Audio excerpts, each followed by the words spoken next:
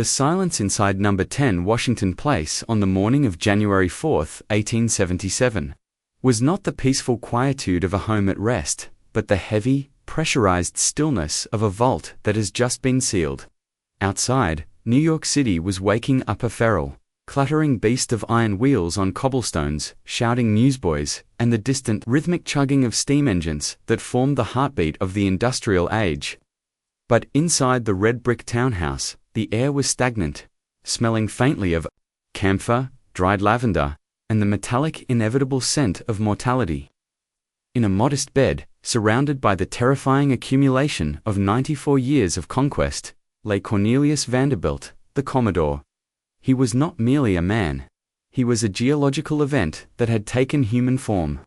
He was the architect of the modern American economy, a man who had wrestled the chaotic, fragmented railways of the Northeast into a single, monopolistic empire of steel and steam. And now, as the snow began to drift against the window panes, he was doing the one thing he had never consented to do in his life.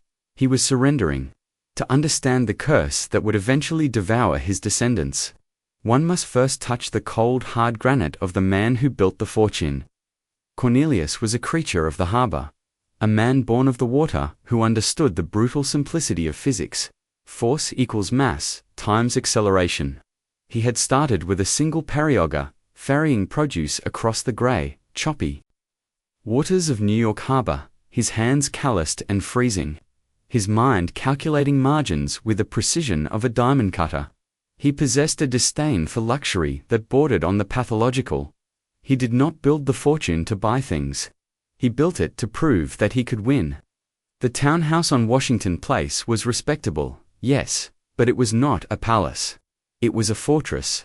The furniture was sturdy, the carpets were practical, and the atmosphere was one of Calvinistic severity. There were no frivolous oil paintings of French pastorals here. There was only the grim reality of the ledger. As he lay dying, his breath rattling in his chest like a failing boiler. The Commodore's mind was not on the afterlife, but on the terrifying fragility of what he was leaving behind. He looked at the faces gathered around his bed, his children, his grandchildren, the circling vultures of his own bloodline, and he saw weakness. He saw softness. He saw a generation that had never known the bite of the salt spray or the desperation of an empty belly. He had spent his life accumulating $100 million, a sum so vast in 1877 that it defied comprehension. Equivalent to 1 out of every $20 in circulation in the entire United States. But he knew, with the prophetic clarity of the dying, that money without the spine to defend it is nothing more than blood in the water. He had once famously roared, "What do I care about the law? Ain't I got the power?" But looking at his son, William Henry, a stout, quiet man with sad eyes and a deferential posture, he wondered if the power would die with him. The death of the Commodore was the seismic event that cracked the bedrock of the Gilded Age. When the news hit the street, the flags on Wall Street dropped to half-mast, not out of love, but out of fear. The stock market shuddered. The trains of the New York Central stopped for 5 minutes, a moment of mechanical silence that stretched from Grand Central to Chicago, a tribute to the man who had stitched the continent together. But the real drama was unfolding in the parlor of 10 Washington Place, where the will was to be read. This document was the Commodore's final act of violence. He did not believe in equality. He believed in concentration. He knew that to divide a fortune is to destroy it. To split the capital among a dozen heirs is to dilute the power until it becomes nothing more than a series of comfortable trust funds. He wanted a dynasty, not a charity. So, he left 95% of his wealth to one man, William Henry Vanderbilt.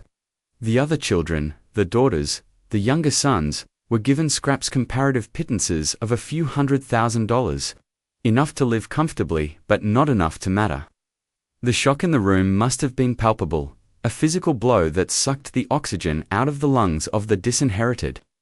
William Henry, the man whom the Commodore had once called a blockhead and a blatherskite, the son who had been exiled to a farm on Staten Island for years because his father thought he lacked the killer instinct, was now the richest man in the world. He inherited not just the money, but the weight of it. He inherited the target on his back. He inherited the hatred of his siblings, the scrutiny of the press, and the crushing expectation to be his father. William Henry was not his father. He was a decent, anxious man who simply wanted to be left alone to race his trotters in the park. But the curse of the Vanderbilt fortune is that it does not allow for decency. It demands greatness, or it demands destruction. William Henry took the burden. He doubled the fortune in just 8 years, a feat of financial wizardry that is often overlooked by historians, dazzled by the flashier spending of the later generations. He expanded the railroads, he fought off the robber barons who tried to pick the carcass of the empire, and he worked himself into an early grave. But even as he expanded the numbers, the rot had begun. The seed of the curse was planted, not in the bank accounts, but in the psychology of the family. The Commodore had lived for the game. William Henry lived for the duty. But the next generation, the grandchildren, would live for the show. This is where the tragedy begins to curdle into something truly grotesque. The transition from the creators to the consumers is a slow, insidious process, like the onset of gangrene. It starts with a change in the air, a shift in priorities from what can I build to who can I impress. The Commodore had been content with his grim brownstone. William Henry had built a massive mansion on Fifth Avenue, a triple palace for himself and his daughters. But even that was relatively restrained compared to what was coming. The grandchildren, led by the ferocious social ambitions of their wives, looked at the dusty, soot-stained respectability of their grandfather and felt ashamed. They didn't want to be railroad tycoons. They wanted to be American. Royalty. They wanted to wash the smell of the train tracks off their money. And the only solvent strong enough to do that was marble. Acres and acres of imported Italian marble. Enter Alva Vanderbilt. If the Commodore was the unstoppable force, Alva was the immovable object. She was the wife of William Kissam Vanderbilt, the Commodore's grandson, and she was a woman possessed by a demonic energy to conquer the only battlefield available to her: New York society. In the 1880s, New York society was a closed fortress, guarded by the ancient, dusty figure of Mrs. Astor. The Astors were old money, wealth derived from fur trading and real estate a century prior. Money that had been aged in oak barrels until it was respectable.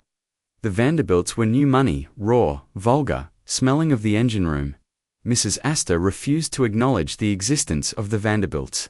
To her, they were merely rich peasants.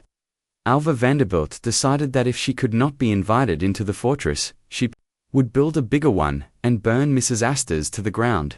The weapon Alva chose was architecture. She commissioned the construction of a chateau at 665th Avenue that was so ostentatious, so defiantly European, that it made every other house in New York look like a shanty. It was a limestone fantasy of turrets, gargoyles, and flying buttresses, a piece of the Loire Valley dropped onto the muddy streets of Manhattan. Inside, she planned a costume ball that would go down in history as the single most expensive party of the Gilded Age. The strategy was military in its precision. She invited everyone who mattered at Mrs. Astor's daughter, Carrie. When Mrs. Astor asked why, Alva coolly replied that since Mrs. Astor had never called on her, she assumed the families were strangers. It was social blackmail of the highest order. Mrs. Astor, faced with the prospect of her daughter being excluded from the event of the century, capitulated. She left her calling card at 665th Avenue. The Vanderbilts had arrived, but this victory came at a terrible price. It established a precedent that would bleed the family dry over the next 50 years. It codified the idea that being a Vanderbilt meant spending money on a scale that defied logic. It was no longer about owning railroads. It was about owning the narrative. It was about performing wealth. And the performance was exhausting. To maintain the illusion of supremacy, they had to build bigger houses, throw more lavish parties, buy more expensive art, and marry into more ancient European titles. They were running on a treadmill that was speeding up with every generation, but the engine that powered it, the ferocious, predatory business acumen of the Commodore, was dead and buried in the family mausoleum on Staten Island.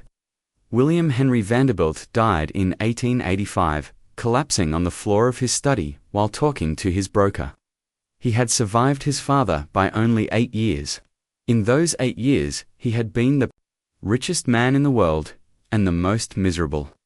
He had been harassed by blackmailers, threatened by anarchists, and reviled by the press. His famous misquote, "The public be damned," had been tattooed onto his reputation, branding him as a monster of greed. When he died, the fortune stood at $200 million. It was the peak of the mountain. From this point on, there was nowhere to go but down. The dispersal began. The Commodore's rule of concentration was abandoned. The money was split between the two eldest sons, Cornelius II and William K., with substantial portions going to the other siblings. The river was forked. The current slowed.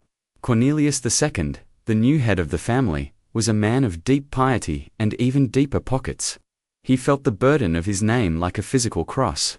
He looked at the family's summer cottage in Newport, Rhode Island, a wooden structure that was modest and breezy, and decided it was insufficient. He demolished it. In its place, he built the Breakers. To call the Breakers a house is to insult the concept of domesticity. It is a 70-room Italian Renaissance palazzo, a monstrosity of stone and gold leaf perched on the edge of the Atlantic Ocean. It was designed by Richard Morris Hunt, the architect of the Gilded Age, to be a temple to the Vanderbilt ego. The dining room alone was 2 stories high, with massive chandeliers and columns of alabaster. It was a house built for giants, but inhabited by mere mortals. The tragedy of the Breakers is not its cost, though the millions spent on it were staggering, but its purpose. It was a summer home.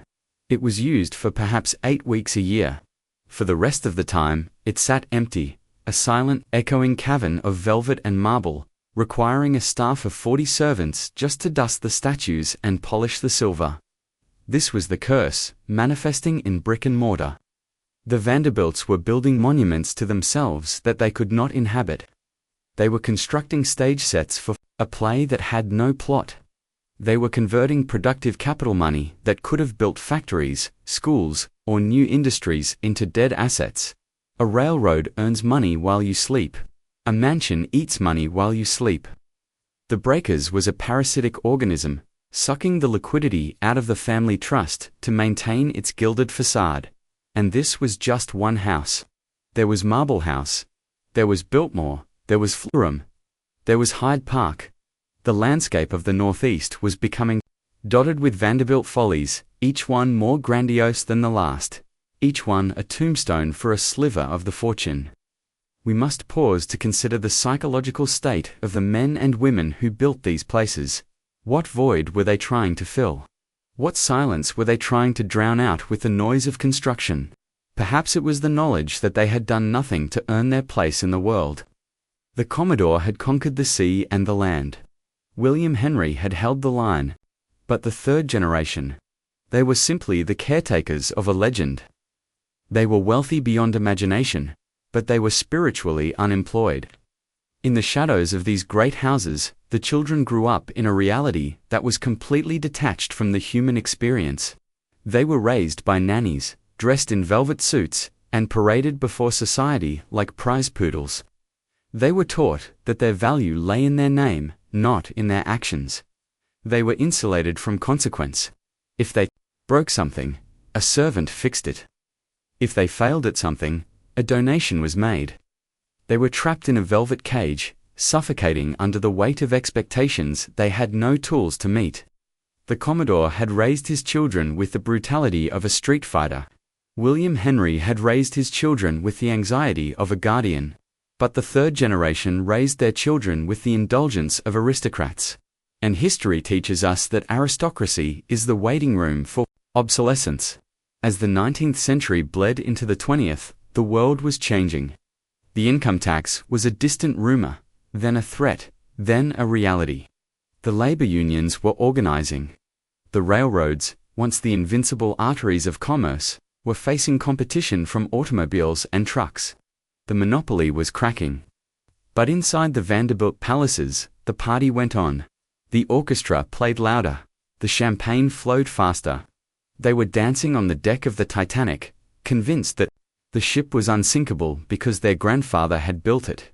But the iceberg was not in the water. It was in the ledger books. It was in the unread contracts. It was in the slow, silent atrophy of the will to survive. If you enjoy this forensic dissection of the collapse of American dynasties, if you find value in understanding the microscopic fractures that bring down empires, I invite you to subscribe to the channel. We do not just tell stories here, we perform autopsies on history. By subscribing, you ensure that we can continue to dig through the archives and bring you the dark, unvarnished truth about the money that built and destroyed the world. The crack in the facade became visible with the death of Cornelius II in 1899. He died at 55. Worn out by the strain of managing the family's social and financial obligations, he left the bulk of his fortune to his son, Alfred Gwynne Vanderbilt. But Alfred was different. He had no interest in the grim business of making money. He was a sportsman, a lover of coaching, a man who preferred the thrill of driving a four-in-hand carriage to the boredom of a board meeting. He represented the final shift, the move from accumulation to pure dissipation. The fortune had stopped growing. Now, it was beginning to evaporate. The curse was no longer a metaphor, it was a mathematical certainty. On the 7th of May, 1915, the heir to the Vanderbilt throne stood on the deck of a ship that was rapidly becoming a coffin. Alfred Gwynne Vanderbilt, the great-grandson of the Commodore, was 37 years old. He was a man of striking elegance, a sportsman who had spent his life chasing the adrenaline of the racecourse and the fox hunt. He was aboard the RMS Lusitania, bound for Liverpool, when the German torpedo struck the starboard side.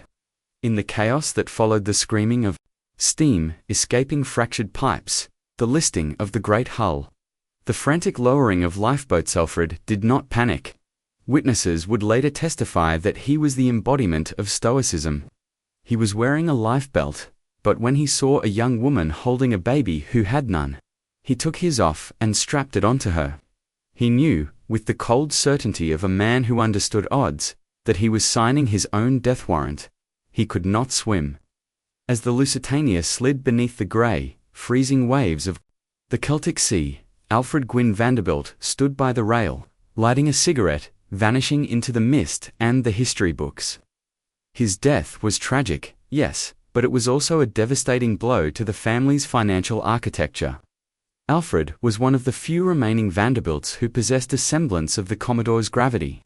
He had inherited the bulk of the fortune, and with his death, the capital was once again splintered, divided among children and widows, subjected to the corrosive friction of probate courts and estate taxes. But the ocean was not the only thing swallowing the Vanderbilt money. A far more dangerous predator had emerged from the swamps of Washington, D.C., a predator that did not fire torpedoes, but legislation. In 1913, the United States ratified the 16th Amendment to the Constitution. It was a dry, bureaucratic sentence that authorized Congress to levy a tax on income. At first, it was a nuisance, mere 1% tax on the highest earners. The Vanderbilts living in their marble clouds barely noticed it. It was a rounding error in ledgers that dealt in millions. But the nature of the state is to expand. With the outbreak of the Great War, the government's appetite for capital became insatiable. By 1917, the top marginal tax rate had skyrocketed to 67%. By 1918, it was 77%. We must pause to understand the mathematical catastrophe this represented for the Gilded Age lifestyle. The Vanderbilt mansions, the Breakers, Marble House, the Triple Palace on Fifth Avenue, were not designed for a world with income tax. They were built on the premise of tax-free accumulation. They were engines of consumption that required a constant, unhindered flow of cash to keep the lights on. A house with 70 rooms requires coal for 70 fireplaces. It requires a staff of 42 clean floors that stretch for acres.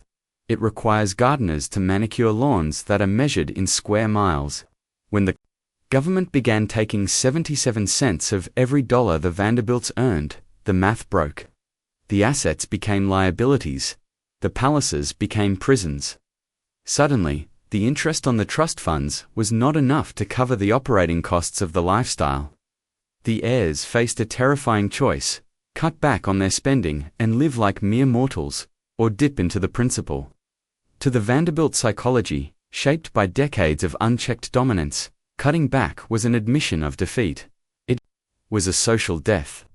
So, they chose the slow suicide of capital depletion. They began to sell the bonds. They began to liquidate the stocks. They began to eat the seed corn. The unraveling of the real estate portfolio on Fifth Avenue is perhaps the most visible scar of this era.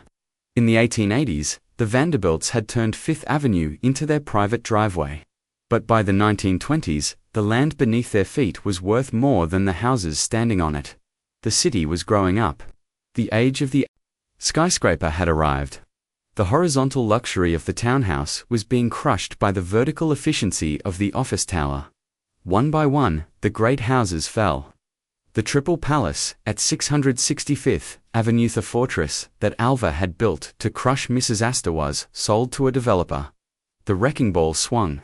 The limestone gargoyles, the imported marble fireplaces, the intricate wood carvings that had cost millions were smashed into dust or sold for scrap. In its place rose an office building. The public watched with a mixture of awe and schadenfreude. The Vanderbilts, who had once seemed as permanent as the pyramids, were being erased from the skyline. But the physical destruction of the houses was merely a reflection of the moral disintegration of the heirs. We must turn our gaze to Reginald Claypool Vanderbilt, the brother of the heroic Alfred. If Alfred was the tragedy, Reginald was the farce. Known as Reggie, he was the archetype of the dissolute playboy.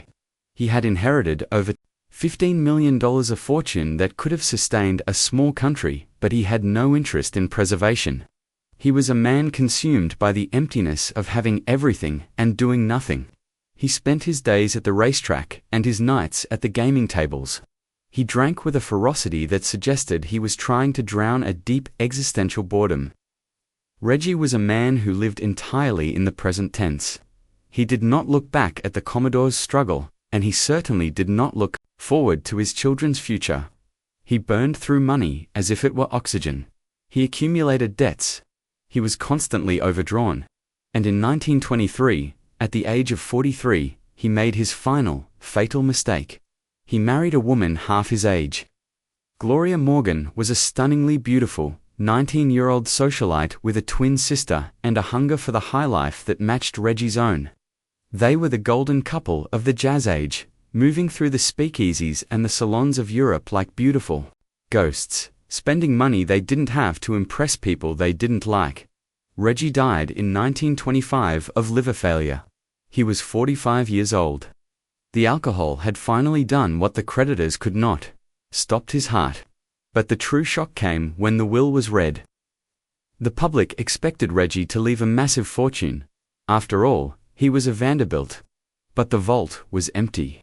He had blown through over $15 million in 20 years. He died insolvent. The only thing he left behind was a $5 million trust fund for his infant daughter, Gloria, and a tangled web of debts. He had managed to spend the equivalent of hundreds of millions of dollars in modern currency on absolutely nothing. No libraries, no hospitals, no great works of art. Just horses, brandy, and bad bets. The death of Reggie marked the end of the illusion. The curtain had been pulled back, and the world saw that the wizard was just a drunk with a hole in his pocket. But the curse was not done with the family. It now turned its attention to the child he left behind, little Gloria Vanderbilt. At barely a year old, she was the heiress to the last scraps of Reggie's branch of the fortune, and she became the object of a war that would tear the family apart and expose their decaying underbelly to the world.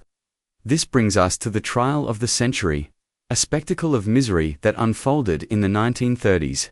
But before we enter that courtroom, we must understand the context of the world outside the Vanderbilt gates. It was 1929. The stock market, which had been the engine of American optimism, crashed. The Great Depression descended like a nuclear winter. While the rest of the country stood in breadlines, the Vanderbilt widows continued to dress for dinner. They continued to change their outfits 4 times a day. They continued to pretend that the world of 1890 still existed. This cognitive dissonance, This refusal to acknowledge reality made them objects of fascination and revulsion. Alice Claypool Vanderbilt, the matriarch of the Breakers, lived on until 1934. She was the widow of Cornelius II, the woman who had presided over the family's peak. In her final years, she became a recluse in her massive palace on Fifth Avenue, a house that was slowly being surrounded by commercial buildings. She refused to sell. She refused to leave. She sat in her drawing room, surrounded by servants who had grown old with her, watching the city encroach upon her sanctuary. When she finally died, the house was sold for a fraction of its cost and demolished. It is said that when the auctioneers came to catalogue the contents, they found closets full of brand new linens that had never been used, services of silver that had never seen the light of day, and a silence so profound it felt heavy. The dissipation of the Vanderbilt fortune is often described as a tragedy of spending, but it was really a tragedy of irrelevance. The world had moved on. The Commodore had made his money in steamships, and railroads the technology of the 19th century. But by the 1920s and 30s, the real money was in oil, in automobiles, in banking. The Rockefellers, the Fords, the Morgans, they had adapted. They had diversified. The Vanderbilts had stayed on the tracks.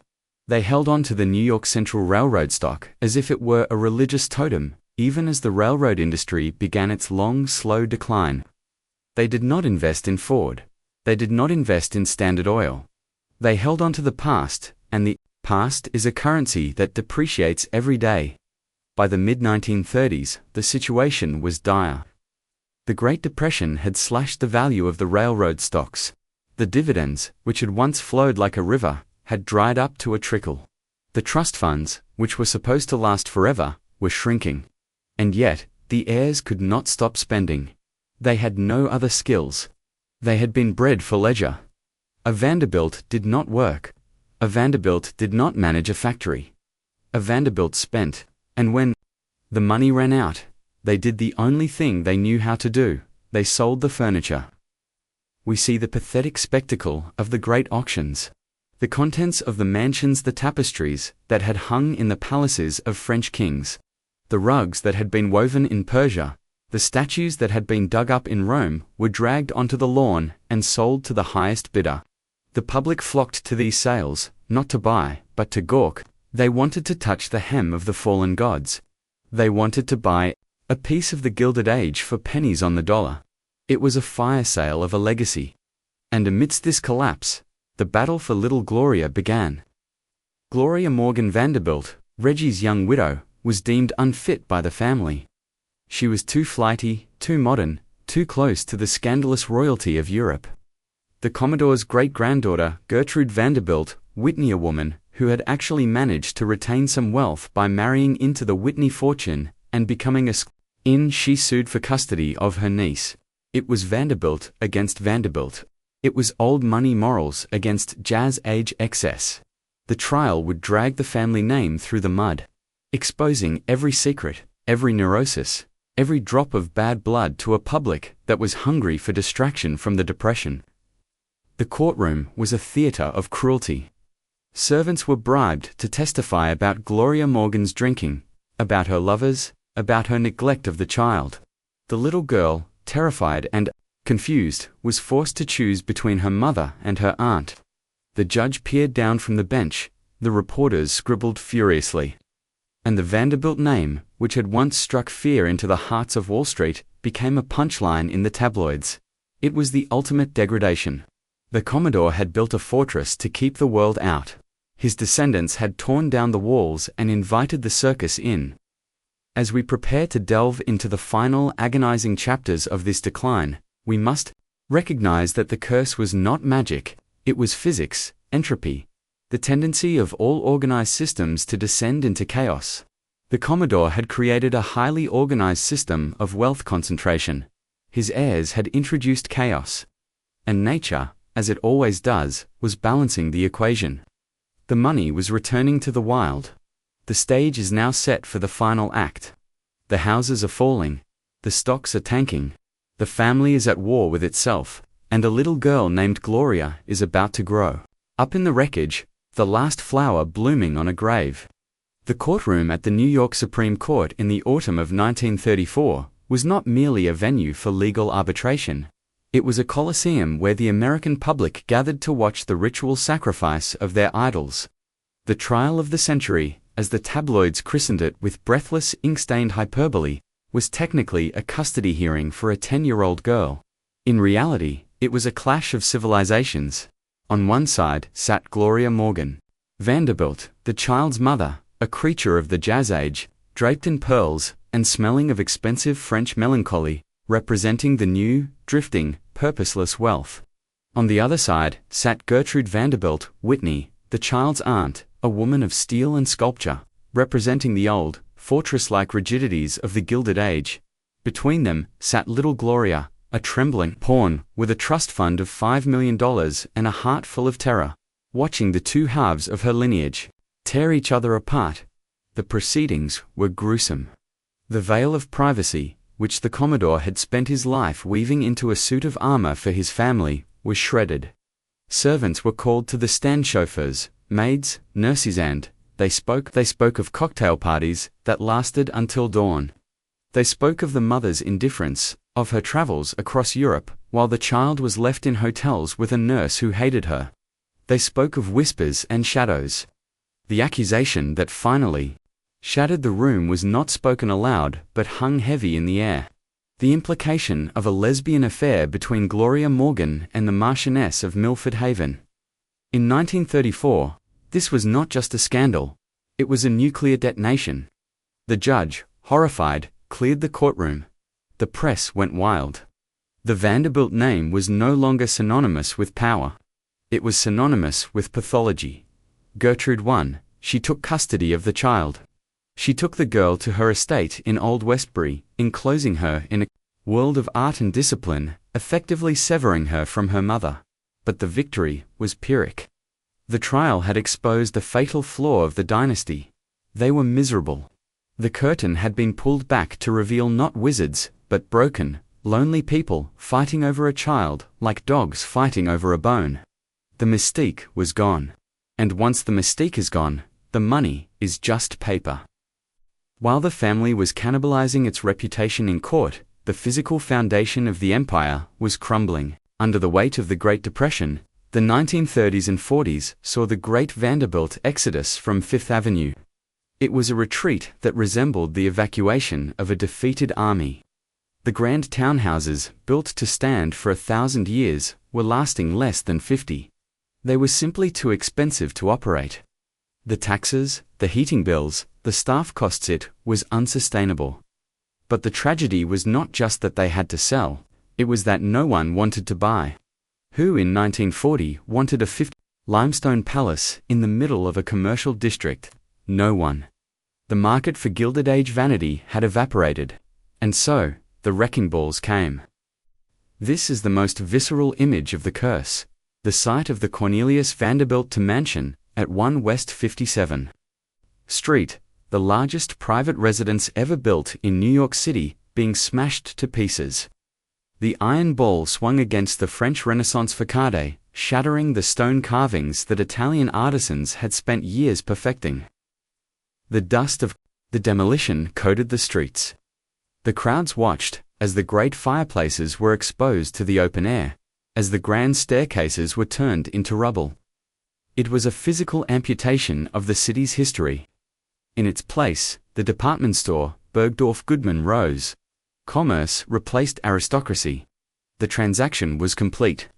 The retreat continued north to Newport, Rhode Island, the summer playground where the family had built their cottages.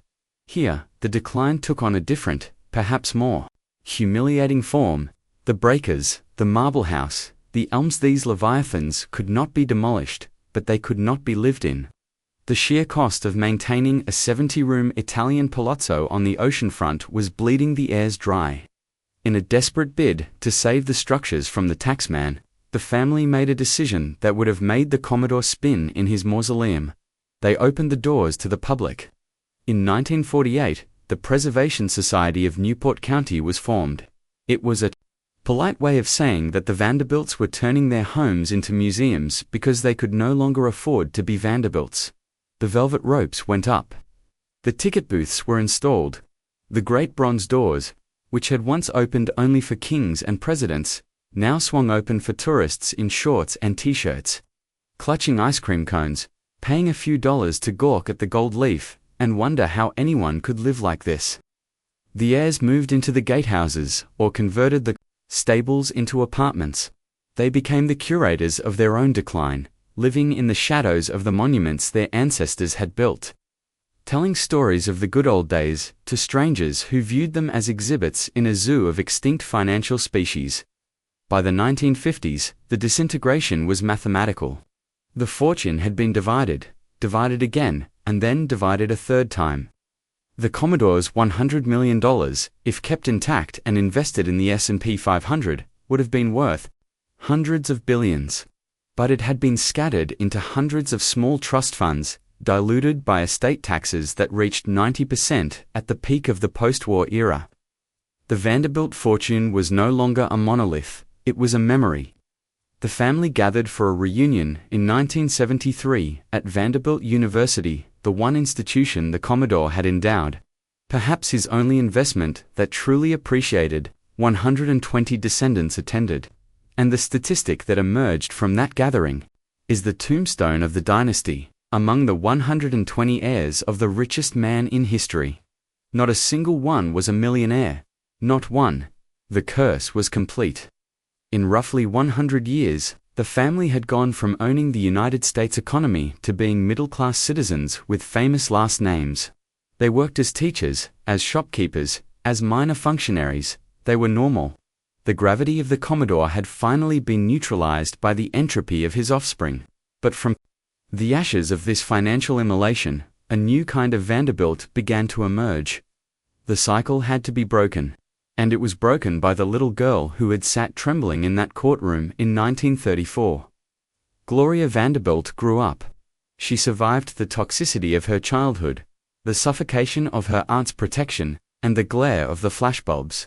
She realized early on that the money was a trap. It was a narcotic that induced paralysis. If she wanted to survive, she had to do the one thing her father, Reggie, had never done. She had to create. She became an artist. She became a designer.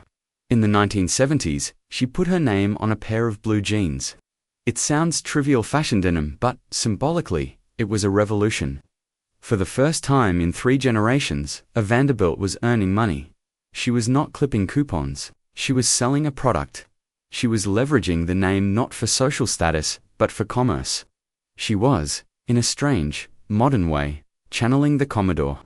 She was engaging with the market, but the final exorcism of the curse would come through her son, Anderson Cooper. Born into the wreckage of the dynasty, Anderson watched his father, Wyatt Cooper, die young. He watched his brother, Carter, commit suicide by jumping off the terrace of their penthouse in front of his mother. He saw the darkness that trailed the family like a shadow. He saw that the money did not protect them from grief. If anything, it amplified it. It made their tragedies public spectacles. Anderson Cooper made a decision that defied the logic of his ancestors. He did not rely on the trust fund. In fact, he famously stated that he did not believe in inherited wealth. Calling it a curse, he went to Africa with a fake press pass and a handheld camera. He went to Somalia. He went to Rwanda. He placed himself in the middle of wars, famines, and genocides. He sought out the brutal, unvarnished reality of the world, the exact opposite of the velvet-lined isolation of the breakers. He worked. He ground his way up from the bottom of the media industry. Not because he needed the money, but because he needed the purpose. When Anderson Cooper stands in front of a camera today, reporting on a hurricane or a political crisis, he is the anti-Vanderbilt. He is not hiding behind a wall. He is broadcasting to the world. He is not hoarding resources. He is distributing information. He has rebuilt a fortune, his own fortune, through labor, through talent, and through a relentless drive that feels eerily similar to the energy of the old Commodore, but directed towards a different end. He is the proof that the only way to break the curse of inherited wealth is to reject the inheritance and reclaim the struggle. But before we reach the modern resolution, we must return to the scene of the crime one last time. We must walk through the empty halls of the surviving mansions and listen to what they are telling us. To visit the breakers today is a haunting experience. You walk through the great hall, with its 50-foot ceilings and its walls of canstone, and you feel the crushing weight of the silence. You see the dining table set for 30, the baccarat crystal gleaming under the lights. The gold-plated cutlery arranged with military precision, but there is no food, there is no laughter, there is no life. It is a stage set for a play that was cancelled after the first act. The tour guides will tell you about the parties. They will tell you about the electric light dress that Alice Vanderbilt wore. They will tell you about the servants who ironed the morning newspapers so the ink wouldn't stain the master's fingers. But they rarely tell you about the fear.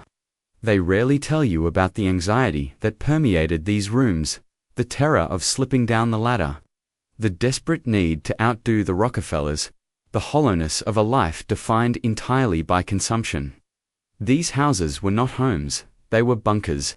They were fortifications built to keep out the reality of a changing world, a world that was becoming more democratic, more industrial, and less tolerant of useless beauty. The Vanderbilt story is often framed as a romance of the American royal family, but it is closer to a horror story. It is a story about what happens when you remove the friction from human existence. The Commodore thrived on friction, he needed the fight. His heirs removed the fight. They smoothed out the edges of their lives with money until there was nothing left to grip. They slid off the mountain because they had built a slide instead of a staircase. In the final reckoning, the Vanderbilt fortune didn't just disappear. It was metabolized by the American organism. It built the railroads that carried the steel that built the cities. It built the university that educates the scientists. It built the museums that house the art. The money was returned to the ecosystem, recycled into the soil of the nation. The family was the vessel, and when the vessel broke, the water poured out to nourish the ground. It is a tragedy for the individuals, perhaps, but a triumph for the system. Capitalism gives, and capitalism takes away. The Commodore was the wave. His heirs were the shore, and the tide always goes out. As we stand at the end of this saga, looking at the trajectory from the Perioga in New York Harbor to the anchor desk at CNN, we are left with a single, burning question. It is the question that haunts every parent who works late to build a legacy, and every child who wonders what they are owed. Is it better to leave your children a mountain of gold, or a pair of boots? If you listen closely to the wind whistling through the iron gates of the breakers in the dead of winter, you might hear a sound that is not meteorological, but historical. It is the sound of a question that has gone unanswered for a century. What is the purpose of capital? For the Commodore, the purpose was clear. Capital was a weapon. It was a tool to break competitors, to bribe legislatures, and to physically reshape the geography of the nation. It was kinetic. But for his great-grandchildren, capital became static. It became a painting on a wall, a horse in a stable, a yacht in a harbor. They forgot the fundamental law of thermodynamics that applies to money as much as it applies to heat. Energy cannot be created or destroyed, only transferred. When they stopped using the money to create energy industry, the energy turned inward and consumed the vessel. We must compare the Vanderbilts to their contemporaries to truly understand the scale of their failure. Look at the Rockefellers. John D. Rockefeller was richer than the Commodore, yet his dynasty remains a global power today. Why? Because Rockefeller realized early on that a fortune of that magnitude is toxic if kept in personal hands. He created the foundation. He institutionalized his wealth. He gave his descendants a job, not to spend the money, but to manage the giving of it. This created a sense of mission, a noblesse oblige that insulated the heirs from the corroding effects of pure hedonism. The Vanderbilts did no such thing. They viewed philanthropy as a social tax, a fee to be paid for entry into a ball, not as a structural pillar of their legacy. They had no foundation to anchor them. They were a ship without a keel, top-heavy with gold, capsizing in the first storm. The psychological damage inflicted on the heirs is perhaps the darkest chapter of this autopsy. We see it in the tragic figure of Cornelius Vanderbilt, known as Neil. He was a man desperate to be normal. He tried to be a newspaper editor. He tried to be a writer. But everywhere he went, he was a Vanderbilt. The name walked into the room 5 minutes before he did. He was treated either as a mark to be grifted or a god to be worshipped, never as a man to be known. He burned through his inheritance trying to buy something money cannot purchase: authenticity. He died relatively poor, a wanderer in a world that had moved on from the melodrama of his ancestors. He was a casualty of the expectations gap, the crushing distance between what the world expects of a Vanderbilt and what a human being can actually deliver. This brings us to the Carnegie dictum.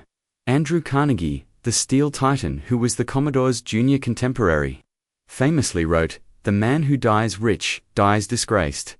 He believed that leaving massive fortunes to children was an act of cruelty. "I would as soon leave to my son a curse as the almighty dollar," Carnegie said. He understood that the struggle is the source of the character. By removing the struggle, you remove the mechanism that builds the soul. The Commodore, for all his genius, failed to see this. He thought he was blessing his family. In reality, he was handing them a loaded gun and telling them it was a toy. The Vanderbilt heirs are the proof of Carnegie's thesis. They did not die disgraced because they were evil. They died disgraced because they were useless. They were the appendix of the American economy, a vestigial organ that served no function and occasionally burst. This leads us to the ultimate question of legacy, one that I want you to answer in the darkness of the comments section below. If you had the power to leave your children a fortune that would ensure they never had to work a day in their lives, would you do it? Or do you believe that the curse is real, that the absence of necessity destroys the drive to survive? Is it better to be a hungry wolf or a well-fed poodle? Cast your vote. The landscape of America is littered with the bones of the Vanderbilt Empire. But there is a strange beauty in the ruin. The preservation of the mansions as museums serves a vital function. They are monuments to the limits of materialism. When you walk through the gold room at Marble House, you are not inspired to build a gold room. You are struck by the coldness of it. You feel the isolation. These houses are not aspirations, they are warnings. They whisper to us that you can own the world and still lose your place in it.